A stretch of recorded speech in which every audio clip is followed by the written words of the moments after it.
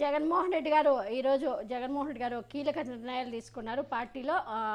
మనకి తెలిసి ఇంతకుముందు అడ్వకేటుగా ఉన్న జగన్మోహన్ రెడ్డి గారి హయాంలో ఉన్న ఉండవోలు సుధాకర్ రెడ్డికి ఇప్పుడు పార్టీలో ఒక కీలక పదవి జగన్మోహన్ రెడ్డి గారు అప్పచెప్పారు. ఏపీలో వైసీపీ అధికారం కోల్పోయిన తర్వాత నేతల వలసల నేపథ్యంలో అధినేత జగన్మోహన్ రెడ్డి గారు కీలక నిర్ణయాలు తీసుకుంటున్నారు. ముఖ్యంగా పార్టీని క్షేత్రస్థాయి నుంచి ప్రక్షాళన చేసుకుంటూ వస్తున్న జగన్మోహన్ రెడ్డి గారు ఇవాళ మరికొన్ని నిర్ణయాలు ప్రకటించారు. ఇందులో జిల్లా అధ్యక్షుల మార్పులు సహా పలు నియామకాలు ఉన్నాయి. అలాగే మాజీ అదనపు అడ్వకేట్ జనరల్ ఉండవోలు సుధాకర్ రెడ్డికి ప్రమోషన్ కూడా లభించింది. వైసీపీ అధినేత జగన్మోహన్ రెడ్డికి సలహాదారులుగా ఆర్ల మోహన్ సాయి దత్తును నియమించారు. అలాగే పెనమనూరుకి చెందిన వేణుగోపాల్ కృష్ణమూర్తిని రాష్ట్ర కార్యదర్శిగా నియమించారు.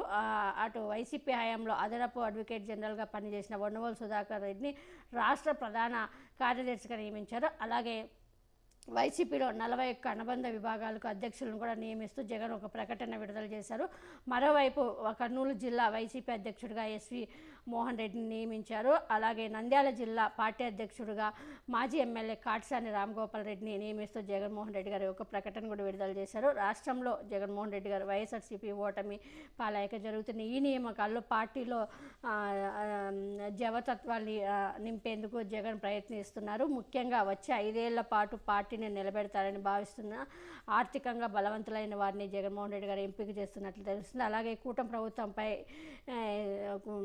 ప్రభుత్వం చేసే తప్పులను వాళ్ళు ఏదైనా విమర్శించిస్తే వైఎస్ఆర్సీపీ పార్టీని విమర్శిస్తే సై అంటే వాళ్ళకి కౌంటర్గా ఇచ్చే నాయకులను కూడా జగన్మోహన్ రెడ్డి గారు ఎంపిక చేస్తున్నట్లు, స్ట్రాంగ్గా కౌంటరించే నాయకులను ఎంపిక చేస్తున్నట్లు తెలుస్తుంది.